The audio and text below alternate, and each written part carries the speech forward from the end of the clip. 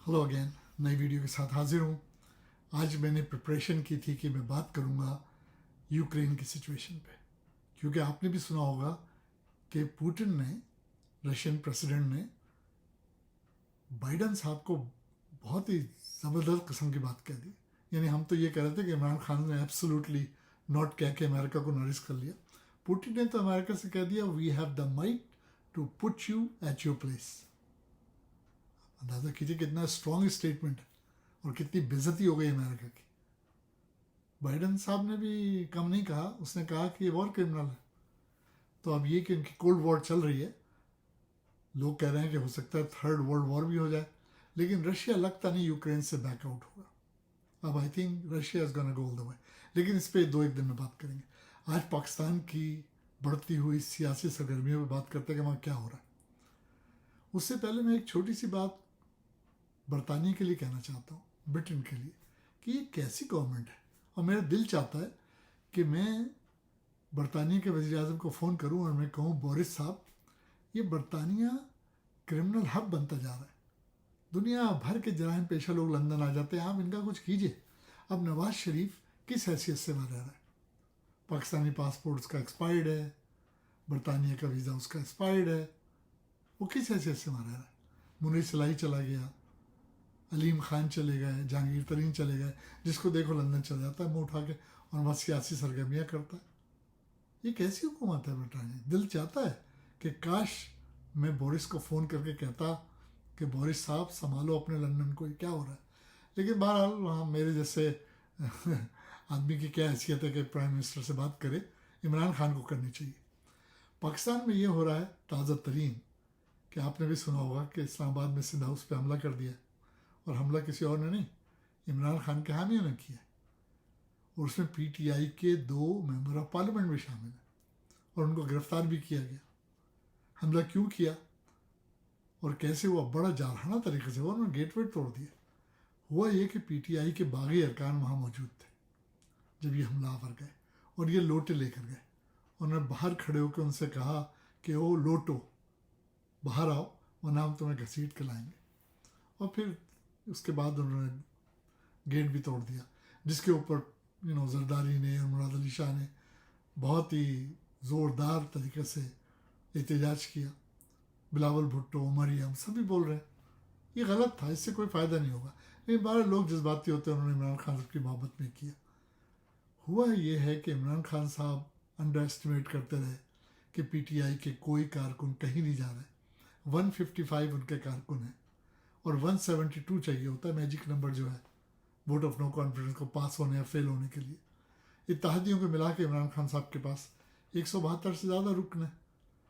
अब पहले ये हुआ कि पहले वो चौधरी बिरादन पिसल गए, काफ लीग वाले, क्योंकि उनको ये लालच हुआ कि अपोजिशन वालों ने कहा था कि तुम्हें वज़ीर आला बना देंगे, और उनकी दिली आरजू है कि 5-6 सीटें हैं उनकी फेडरल में, लेकिन उनकी दिली आरजू है कि जनाब पंजाब के वज़ीर आला बन जाए हो परवेज़ इलाही साहब। अपोजिशन ने लाड़ा लप्पा दिया, और अपोजिशन में किसने कहा? जरदारी ने वादा कर दिया। जरदारी ने एमक्यूएम से भी कह दिया कि तुम्हारा गवर्नर लेकर आ जाएंगे। अब इमरान खान साहब की जगह अगर मैं होता तो मैं कहता, यार जब ये कुत्ते को हड्डी फेंकनी है हुकूमत बचाने के लिए तो 2 ही तो हैं, एक परवेज़ इलाही है और एक एमक्यूएम के वो मकबूल सिद्दीकी एंड कंपनी। उनको गवर्नरशिप दे दो, इमरान इस्माइल साहब को समझा दो और इनको वजारत आला दे दो कि भाई छोड़ो हमारी जान, और vote of no confidence fail करा दो। लेकिन इमरान खान साहब ने ऐसा नहीं किया, क्योंकि मैं सुन रहा था इमरान खान साहब ने कहा कि मैं कैप्टन हूँ, और जो टीम का कैप्टन होता है वो आगे की प्लानिंग करता है। तो मैंने भी आगे की प्लानिंग की। अब आगे की प्लानिंग उन्होंने क्या की है उन्होंने अभी तक नहीं बताया। एक्सपेक्टेड है कि वो 27 मार्च के जलसे में बहुत कुछ बताएंगे, लेकिन जिस किस्म से वो जलसे जुलूस कर रहे हैं, ऐसे लगता है जैसे वो धरना दे के बैठे थे जब वो करते थे। हर दूसरे दिन उनका जलसा हो रहा है और उसमें लोग भी बहुत आ रहे हैं और वो बड़े जोशीले अंदाज में तकारीर कर रहे हैं। लगता ये है उनके जलसों से, तकारीर से, कि इमरान साहब के माइंड में, इमरान खान साहब के माइंड में ये है कि अगर उनकी हुकूमत जाती है तो फौरी इलेक्शन हो जाएंगे, जिसके लिए वो मोमेंटम बिल्ड कर रहे हैं। जलसे अपोजिशन भी कर रही है, हो सकता है वो भी यही मोमेंटम बिल्ड कर रहे हो। बल्कि अब तो वो जो शैतान आज़म है फजलुर रहमान, جس کو مولانا کہنا بقول عمران خان کے گناہ ہے، اور میں ان سے ایگری کرتا ہوں، اس لیے کہ اس نے دین کا کوئی کام نہیں کیا. مجھے نہیں یاد کہ اس نے کوئی تفسیر قرآن لکھی یا کوئی اسلامی کانفرنس کی، اور تو اور 15 سال وہ بدبخت کشمیر کمیٹی کا چیئر رہا، اس نے کشمیر کے لیے بھی کچھ نہیں کیا. وہ تو ایک فضول سا بیکار سا آدمی ہے جس نے ہمیشہ حکومت سے فائدہ اٹھایا، ہر حکومت سے فائدہ اٹھایا، اور ہمیشہ وہ منسٹر انکلیو میں رہا. وہ تو ابھی بقول عمران خان کے یہ پارلیمنٹ پہلی پارلیمنٹ ہے جو بغیر ڈیزل کے چل رہی ہے. تو وہ تو شیطان آدمی ہے.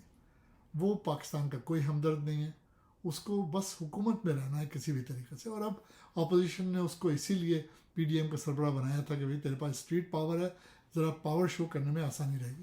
اور اب اس سے وعدے وعید کیے جا رہے ہیں کہ تمہیں یہ کر دیں گے، اب تمہارا ہم پریسیڈنٹ لے آئیں گے. ہو سکتا ہے وہ خود کہے کہ مجھے میرے بیٹے کو بنا دو. لیکن جو بندر بانٹ ہو رہی ہے اس میں یہی وعدے کیے جا رہے ہیں کہ بھائی خاف کا جو ہے وزیر اعلیٰ آ جائے گا پنجاب میں، ایم کیو ایم کا گورنر آ جائے گا سندھ میں، پریسیڈنٹ جو ہے وہ فضل الرحمان کی پارٹی کا آ جائے گا. تو کس کو یہ باتیں نہیں پسند آتی؟ شہباز شریف سب خوش ہے کہ میں وزیر اعظم بن جاؤں گا. زرداری بہت چالاک آدمی ہے. یہ وہی زرداری ہے جس کے لیے شہباز شریف کہتا تھا پیٹ پھاڑ کے دولت نکلوا لوں گا، گھسیٹوں گا روڈوں پہ. اس کو سب پتہ ہے، وہ بھولنے والوں میں سے نہیں ہے. یہ وہ کہتے ہیں نا سیاست میں وقت پہ گدھے کو باپ بنا لو، تو وہ ابھی گدھوں کو باپ بنا رہا ہے. وہ ان کو مزہ چکھائے گا. یہ ساجی کی ہنڈیاں زیادہ دور جانے والی ہیں، چوراہے پہ پھوٹنے والی ہے. لیکن فی الحال تو عمران صاحب کی حکومت کو سخت خطرہ ہے. اور vote of no confidence already submit ہو گیا ہے پارلیمنٹ میں، اپروو ہو گیا ہے، اس میں کوئی ڈیفیشنسی نہیں ہے. تو اسپیکر آف پارلیمنٹ جو ہے، اسپیکر آف قومی اسمبلی جو ہے، جو اسد قیصر ہے، اس کو اجلاس تو بلانا پڑے گا اسمبلی کا. اچھا، اسد قیصر جو ہے وہ عمران خان کا آدمی ہے. اور شہباز شریف کو میں آج سن رہا تھا، انہوں نے کہا کہ وہ اپنی وقت، اپنی عزت اور اپنا وقار کھو چکا، کوئی ٹرسٹ نہیں کرتا اس کے اوپر. اسد قیصر نہ کرے، اسپیکر تو بہرحال وہ ہے، ابھی تک موجود ہے. تو اس کو اسمبلی کا اجلاس تو بلانا پڑے گا. البتہ یہ تحریک پیش کرے یا نہ کرے، اس کی ڈیسیجن کے لیے حکومت کوشش کرے. حکومت کیا کر رہی ہے؟ فواد چودھری صاحب نے کہا کہ ہم سپریم کورٹ جا رہے ہیں، ہم آرٹیکل 63A پہ سپریم کورٹ کی رائے لیں گے کہ ہمارے جو ارکان باغی ہو کے دوسروں کو ووٹ دے رہے ہیں، یہ آرٹیکل ان کو منع کرتا ہے. اس آرٹیکل کے تحت ان کو اپنے لیڈر کے کہنے پہ ووٹ دینا ہے. لیکن اگر آپ چودھری اعتزاز کو سنیں یا اٹارنی جنرل کو سنیں، سابق اٹارنی جنرل کو، یا قانون کے ماہرین کو سنیں، تو وہ یہ کہتے ہیں کہ یہ 63A اپلیکیبل ہوتا ہے جب آپ کا ممبر آف پارلیمنٹ آپ سے باغی ہو کے ووٹ دے کے آگے. یعنی ایکشن آپ بعد میں لیجئے اس کو نااہل کرانے کا. نااہلی کا بھی یہ ہے کہ پاکستان میں یہ آرٹیکل ایکسرسائز نہیں ہوا، تو یہ نہیں پتہ کہ نااہلی لائف ٹائم کے لیے ہوگی یا 10 سال کے لیے ہوگی. جہاں تک مجھے یاد ہے، ایک دفعہ اسفندر یار غالباً ان کا نام ہے، ان کو نااہل کیا گیا تھا شاید 10 سال کے لیے. پہلے 20 سال کی بات ہوئی تھی، پھر 10 سال. لیکن نااہل کب ہوتا ہے؟ ووٹ دینے کے بعد. اب فواد چودھری صاحب کہہ رہے ہیں یہ کیا بات ہو گئی، پہلے گولی مار دی، بعد میں ہم ایکشن لے رہے.